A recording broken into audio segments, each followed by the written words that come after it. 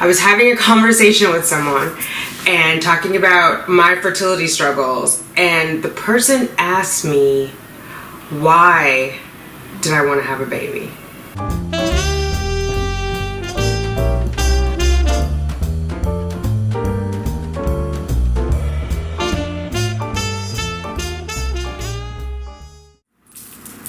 Hi, thanks for clicking on Simply Tanika. I am Tanika. If you are new here, welcome. Hit that subscribe button. Let's hang out a while. If you are returning, welcome back. Let's get those babies, ladies. I see the crystal raindrops fall and the beauty. Hi, what's up, fertility fam? How are you? I hope you are well. Happy Friday. I come today with a bit of a heavy heart, and I don't know where to start, so I'm just going to start in the middle. I was having a conversation with someone and talking about my fertility struggles, and the person asked me, why did I want to have a baby? Why did I want to be pregnant? And I'm not going to lie, it stung. It stung. I thought, if I were pregnant, would you ask me that? Why did I want to be pregnant? Or why did I want to have a baby? Is it because I'm trying that you're asking me? Is there somehow the implication that I don't deserve to have a baby? And if I wish hard enough, or if my wish is worthy enough, that I will be granted a baby? I mean, yeah, it's not an adoption interview. Do you know what I mean? Like, so it took me back. But I don't know that if it was just the question itself that took me back, or did I have an answer that could explain it to that I could explain to someone else? Like, I mean, I believe the reasons why I want to be pregnant, part of it is driven by my miscarriage. And not that I think that having another baby will replace the one that I lost. Nor that I have a need for that. I mean, I have had 2 abortions, and I never in my mind thought, oh, later I have to replace those children. And when I found out I was pregnant last year, I wasn't over the moon excited to be pregnant. It was quite unexpected. I did not think that I could be pregnant at 45. I mean, I had a 1% chance, which is the same as birth control. So it's just like when you're on birth control, you don't expect to be pregnant. So I had to think about it long and hard. I talked with some friends. And the fear that I had, the biggest fear that I had, I think, about being pregnant was my age and the gap between it. Because I love being a mom. If life had worked out differently, I would have had at least 2 more children. It just didn't work out that way. And then I became very focused on my career and making a much better life for Cheyenne and I. And that is what I live. That became my truth. And along the way, I think as I experienced heartbreak and difficulty in relationships, I just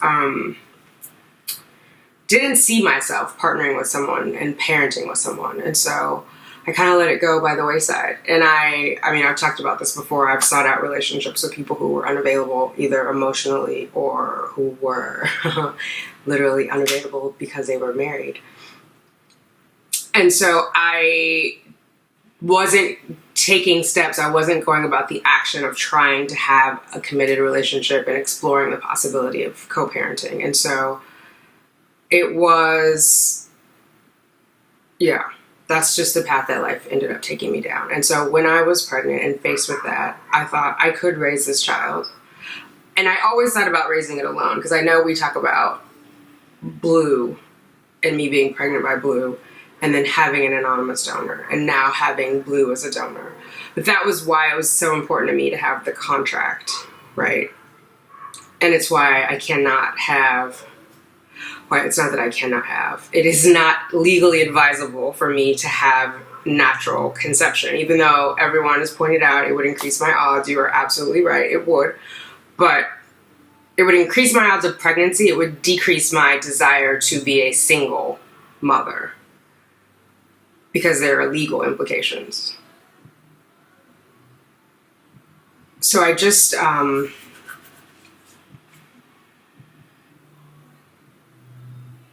it's a lot. It's a lot. But I think that was sort of, the miscarriage was the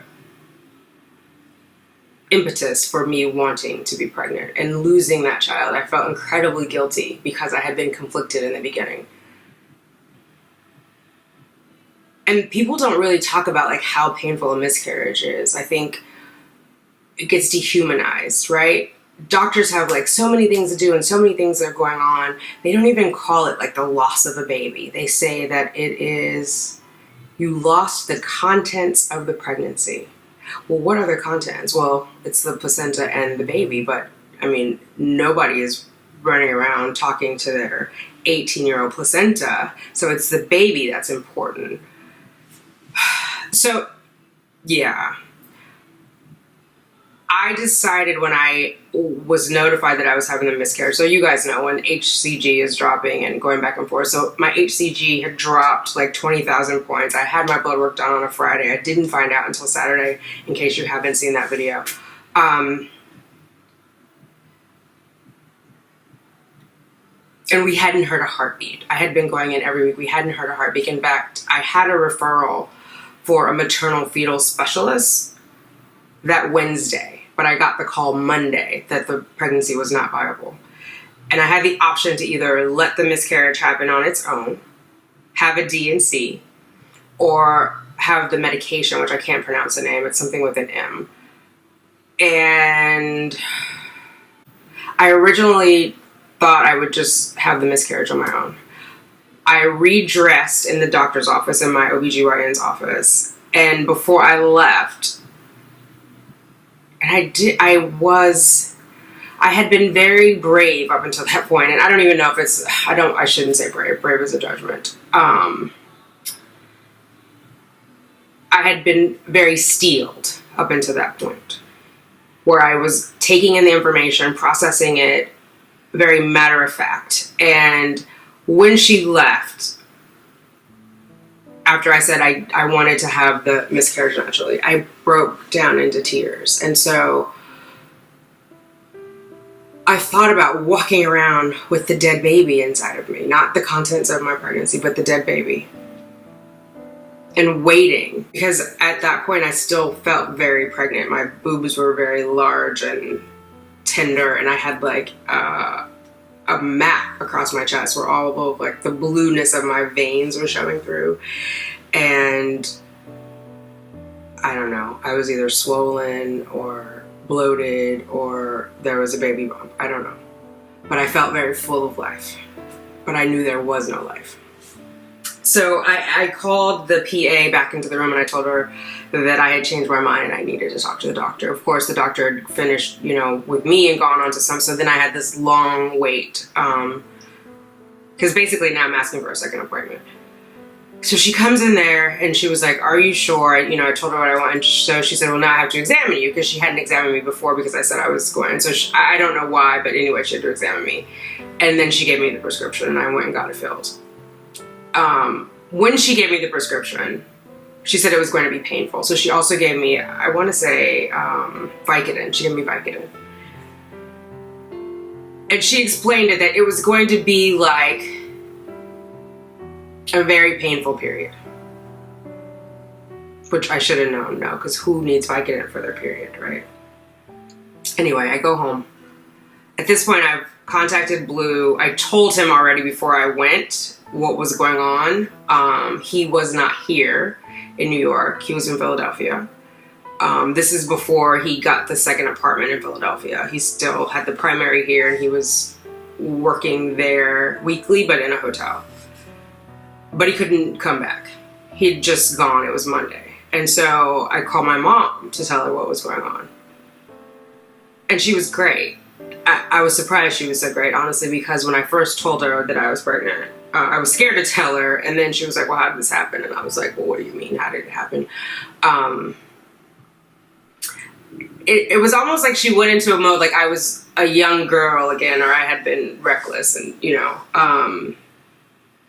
you're going to ruin your life and, all of these things. And then I think she caught herself and was like, no. And then she was like, well, you're too old. When I initially told her. But on this day, all of that was out of the window, and she knew that I had wanted this child. And so she sat on the phone with me while it happened. It was, the doctor told me it would happen that evening, and it would be a painful period. So my mom sat on the phone with me, and it was more than a painful period. If your period hurts like that, you should see a doctor. I could feel my cervix opening. And then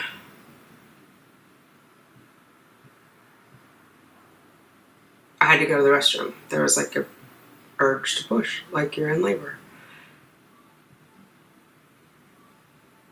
Normally, if I go to the restroom and I'm on the phone, I will hang up the phone. But my mom stayed on the phone with me. And it was painful. And it felt like TMI.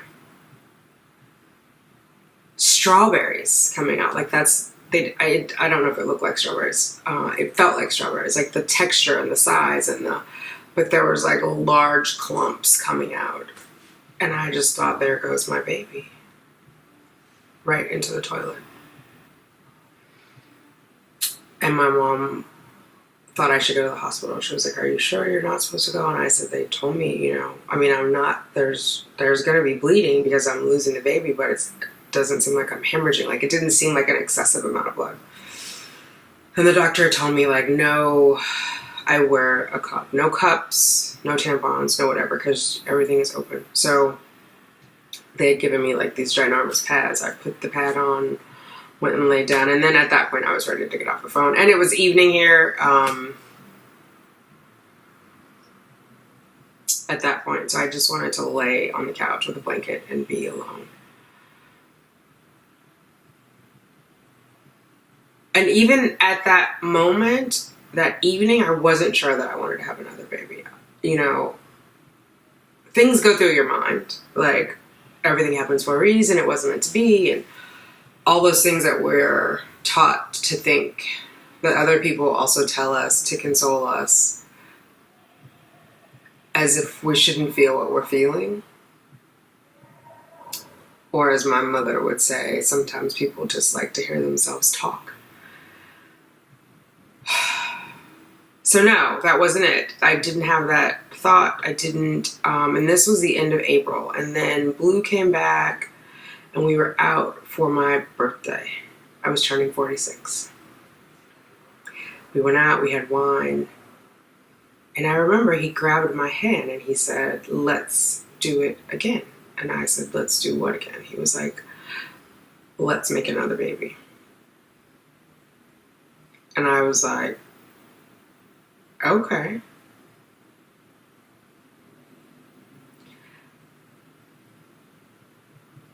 And I don't know if it was because it was him. I don't know. I don't know why I said okay. But I felt it. My heart said okay. My heart said okay.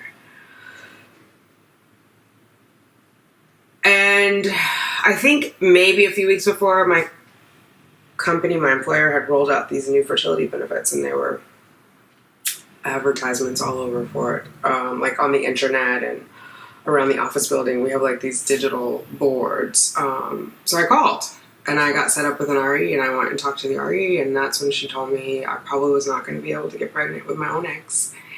And the company did not pay for IVF with with my own eggs. They would pay for it with donor eggs. And what did I want to do? At this point, I had no idea how cycles worked, like luteal phase, follicular. I didn't know any of that.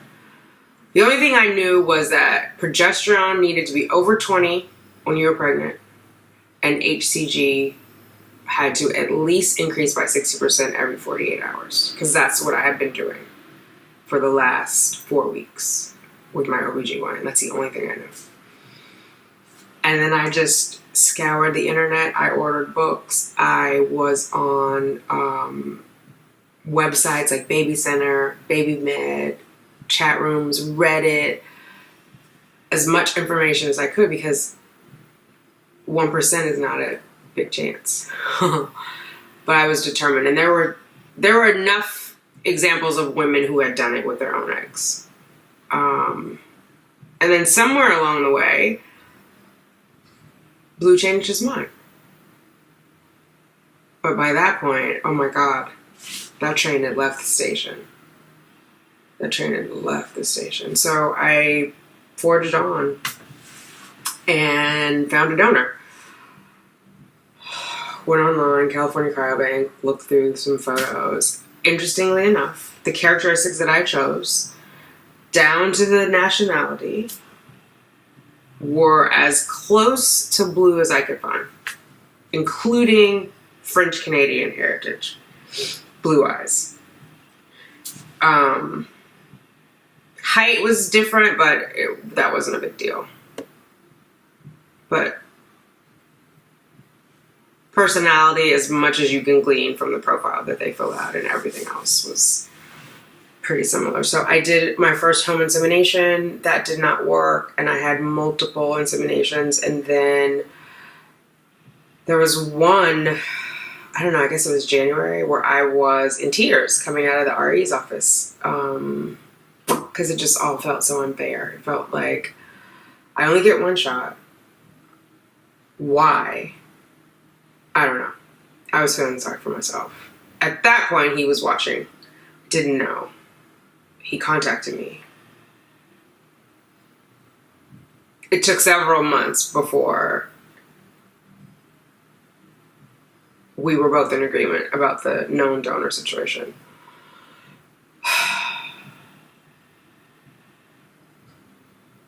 But I'm content now. Like, it makes me happy. And there's something about it being the same man that was the father of the baby that I lost. It's such a weird expression, to lose a baby. I didn't drop it on the subway. Yeah, there's something about that. There's a connection that I have. But also, having had a child, I know that there will be a greater connection with the child, right? Like the way that I have a connection with Cheyenne. That becomes its own love. And I remember the male therapist, saying, it's also a way for me to satisfy my need for control. Because I will have this relationship for 20 years with this person who needs me. The baby. And I probably will not have a relationship with an adult, like in a partnered relationship, because I will be focused on raising a baby. Which may or may not be true. I don't know. But it's an interesting take. But is that like a subconscious why? I don't know. I just know my heart wants what it wants. And I want to say I don't want to have to explain it to people, but I have a YouTube channel, so there's something I want to talk about. I think part of the why is like I want to continue my legacy. I want to give my love to someone. I mean, you could say, well, you already have Cheyenne. Don't you give your... It's not the same, though. And I am a different person now than I was as a 23-year-old. I have way more to offer.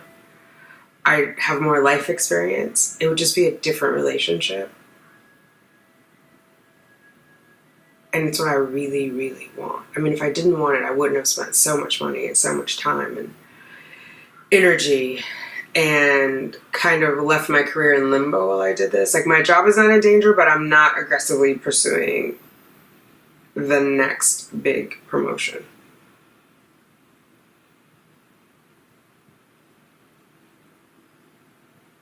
Yeah, I'm looking forward to having a full belly and going on maternity leave and giving birth, and what will that experience be like?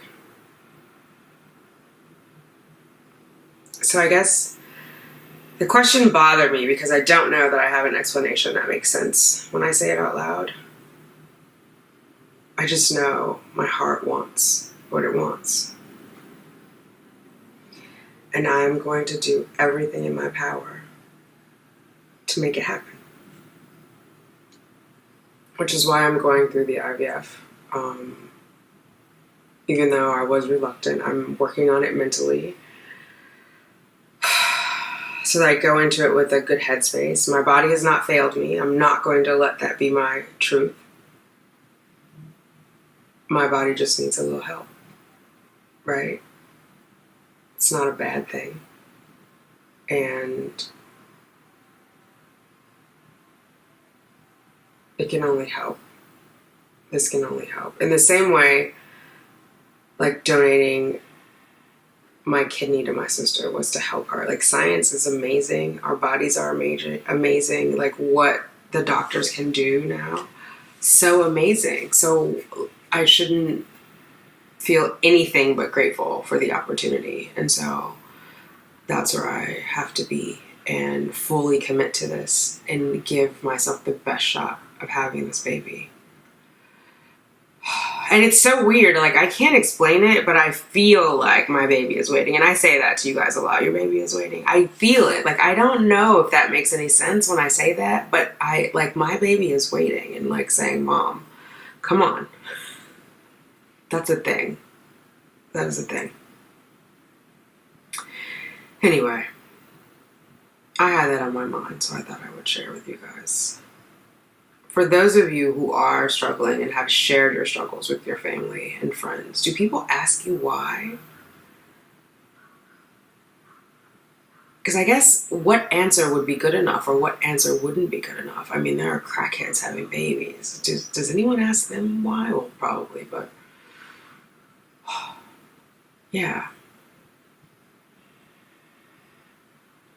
It's what I want. It's what my heart wants. Let me know. Let me know how you deal with that if people ask you. And if you haven't, is that one of the reasons why you haven't shared it with your family? Because you don't want to answer these questions. Let me know down below. If you liked this video, please give it a thumbs up. Share it. Share it with everybody you know.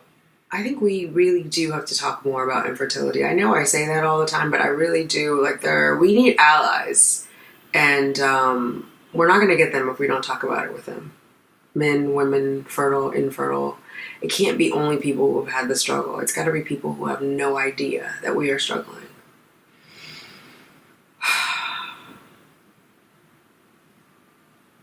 All right, fam. I hope you are well. Please take care of yourself. Please take very, very, very good care of yourself. Do something nice for yourself tonight. Like, take a little bubble bath, polish your nails, light some candles. I love you guys. I really do. Thank you so much. You have no idea how much you all mean to me on this journey. It's so important that I have you and I have this outlet and I get to share with you and you share with me, and it lights my day up when I hear about BFPs, and I know that we are one by one getting those babies. I'll talk to you later. Bye. Baby does to you all. I see the crystal raindrops fall, and the beauty of it all is when the sun comes shining through to make those rainbows in my mind